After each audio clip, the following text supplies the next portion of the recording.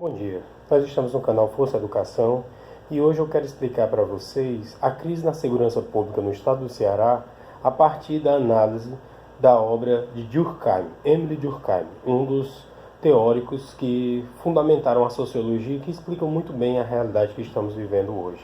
A obra que eu quero trazer para vocês é A Divisão Social do Trabalho, de 1893. Emile Durkheim nasceu numa região entre a Alemanha e a França, região essa conhecida como Alsácia-Lorraine, ou Alsácia e Lorena. Nessa região que foi disputada durante muito tempo entre França e Alemanha e até esteve diretamente envolvido no conflito da Primeira Guerra Mundial, Emile Durkheim nasceu na época em que esse território foi reconhecido como francês e ele radicou-se na França. Durkheim lança uma obra em oposição à análise de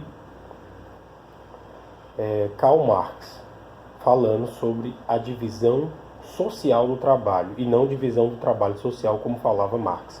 E Durkheim vai falar especificamente duas coisas. A questão principal não é a economia, mas a solidariedade, a capacidade da sociedade estar coesa e permanecer junta. A primeira colocação que Durkheim faz é o seguinte: nós temos de dividir os momentos da sociedade, a coesão social, em dois grandes momentos. O momento em que as sociedades eram primitivas e arcaicas e que eram eminentemente agrícolas, e o momento em que as sociedades passam pela grande revolução industrial e se tornam industriais e desenvolvidas. Esse primeiro momento, o que predomina na sociedade é a solidariedade mecânica, onde os indivíduos eles não têm uma divisão muito especializada do trabalho. As pessoas não são especialistas, como nós conhecemos hoje, na execução de determinadas tarefas. Elas seguem as tradições e os costumes. Por isso são sociedades muito pequenas e sociedades onde a principal divisão do trabalho é marcada pelo gênero. Por exemplo, na maioria das sociedades, os homens cuidavam da caça e as mulheres cuidariam da agricultura. Com um pouco mais de desenvolvimento social e crescimento da sociedade, os homens passam a cuidar da agricultura e as mulheres passam a cuidar do pastoreio, a cuidar de apacentar animais. Depois, com um pouco mais de desenvolvimento social, os homens também assumem o cuidado do pastoreio e as mulheres cuidam eminentemente da educação dos filhos e do cuidado da casa.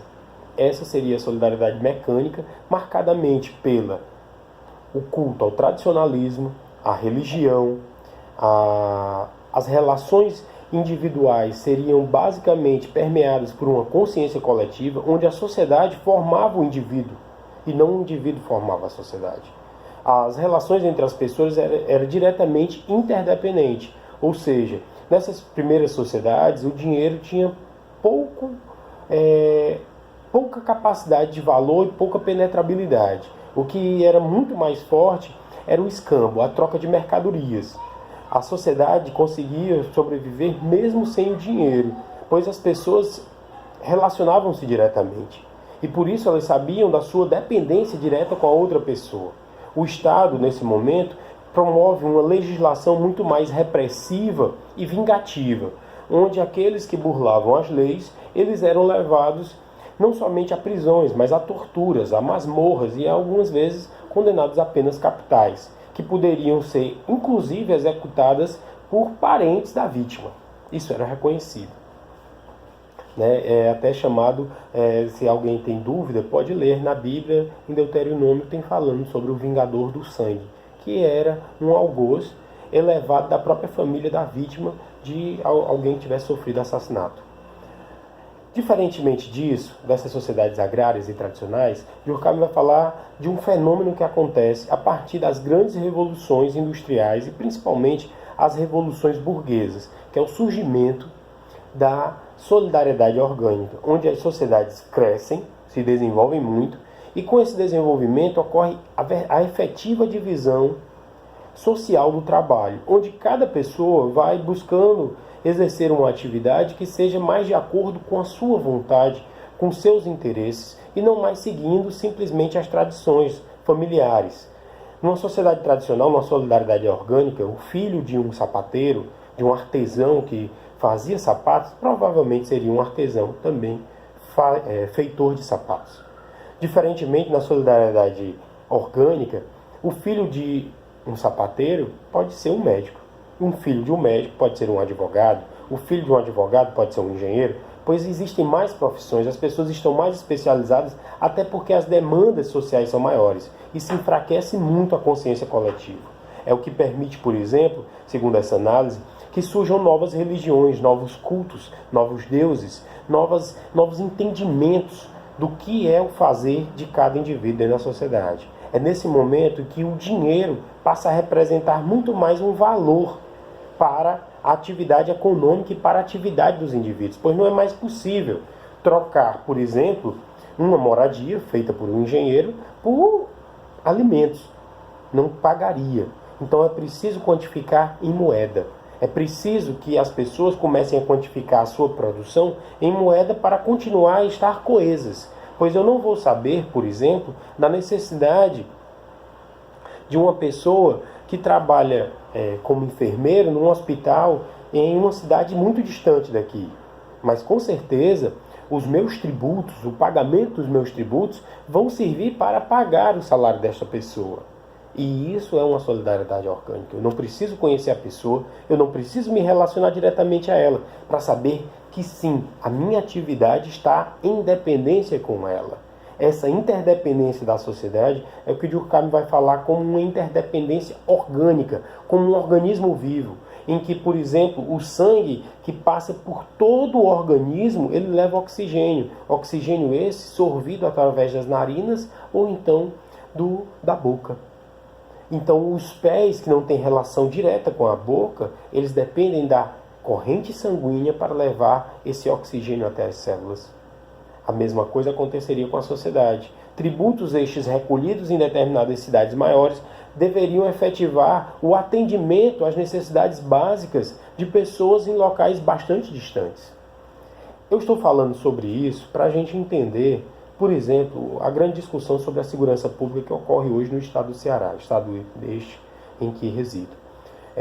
O governador do estado do Ceará fez menção da necessidade da Força Nacional de Segurança Pública. O Departamento Nacional de Segurança Pública foi criado no ano de 2004 através do Decreto-Lei 5.289/04, em que instituiu a Força Nacional de Segurança Pública. A Força Nacional de Segurança Pública, ela não é uma força de policiamento, um organismo constante. Ele é apoiado justamente pelas forças locais e pelas forças federais de policiamento, segurança pública e Departamento Nacional de Penitenciário. É interessante entender isso, porque muitas pessoas entendem a Força Nacional de Segurança como forças armadas. Não tem nada a ver. A Força Nacional de Segurança Pública não pode atuar em conflitos externos, mas apenas em ações que envolvam segurança pública, segurança de pessoas, segurança de patrimônio público ou grandes calamidades. E elas são compostas assim detalhadamente por policiais civis, policiais militares, agentes do Corpo de Bombeiro, oficiais do Corpo de Bombeiro, policiais federais, policiais rodoviários federais e agentes do Departamento Nacional de Segurança Pública, ou seja, a DEPEN. Também pode ser composto de agentes de segurança pública, Departamento de Segurança Pública dos estados. Isso depende da convocação. Quem é que tem a autorização para convocar as Forças Nacionais de Segurança Pública? Somente o Ministério da Justiça. O governador do estado do Ceará disse que o estado do Ceará estava em grande conflito desde o dia 2, onde diversos grupos liderados, chamados de facções criminosas, começaram a atacar vários pontos civis e até pontos também da administração pública. E o governo do estado disse que não teria condições de enfrentar essa grave crise.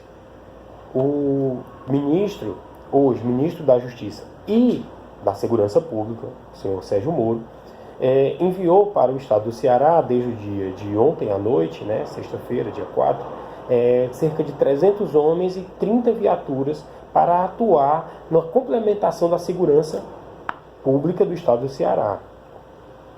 Só que o presidente da República do Brasil, o senhor Jair Messias Bolsonaro, fez uma declaração muito forte num evento na Base Nacional da Aeronáutica, lá em Brasília, onde ele disse que estaria pronto a atender os estados e a população dos estados, mesmo quando tivessem governadores de posições radicalmente contra eles. Ora, o governador do estado do Ceará é o governador que teve a melhor avaliação de todos os governadores e foi reeleito com quase 80% dos votos. E segundo o senhor presidente, o governador não teria seguido os trâmites legais para a convocação da Força Nacional, não teria feito os ofícios, não teria informado antecipadamente a necessidade de pessoal. E por isso, o ministro da Justiça e Segurança Pública teria agido quase que espontaneamente e de muito bom grado e habilmente para salvaguardar o interesse da população cearense. Já o governador estaria em desacordo com isso por não cumprir os ditames necessários à convocação da Força Nacional de Segurança e ainda por cima fazer oposição ao presidente. Só que o governador veio a público e esclareceu, disse que é um homem público e que, como um homem público, os interesses da população do Ceará, ou seja, o interesse da população do Brasil, pois o Ceará é um dos entes federativos da nação brasileira, estavam em risco. E isso independe de interesses particulares ou interesses partidários.